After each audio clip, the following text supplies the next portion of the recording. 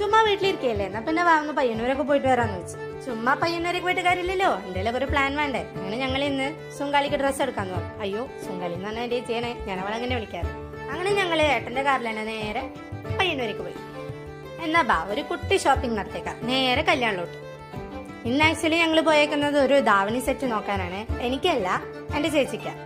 നല്ല കളക്ഷൻസ് ഉണ്ട് കേട്ടോ. അധികം ഞങ്ങൾ മീഷോയിലും അതിലൊക്കെ കാണുന്നതല്ലേ, അത് തന്നെയാണ്. പക്ഷേ കണ്ടപ്പോ എനിക്ക് നല്ല ഇഷ്ടം. എനിക്ക് ഇഷ്ടമായത് ഈ യെല്ലോ ആണ്.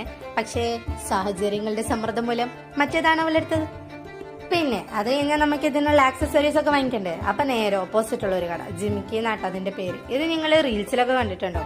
ഈ കടയിലേക്ക് കയറി ചുമ്മാ നോക്കിയതാ, എന്റെ കണ്ണ് തള്ളിപ്പോയി. കുറെ സെലക്ഷൻസ് ഉണ്ട്. അങ്ങനെ ആന്റിക്കുന്ന ഒരു സാധനം എടുത്ത് ഞങ്ങൾ നേരെ അതിന് തൊട്ടപ്പുറം ചായ കുടിക്കാൻ പോയപ്പോൾ അവിടെ കുറെ സാധനങ്ങൾ. അപ്പൊ ചേച്ചനോട് ഇൻട്രൊഡ്യൂസ് ചെയ്യാൻ പറഞ്ഞപ്പോൾ ഒരെണ്ണത്തിന്റെ പേരെന്താണെന്ന് അറിയാം, ചിരിമുട്ട. അങ്ങനെ അതൊക്കെ കഴിച്ച് ചായയും കുടിച്ച് നേരെ വീട്ടിൽ.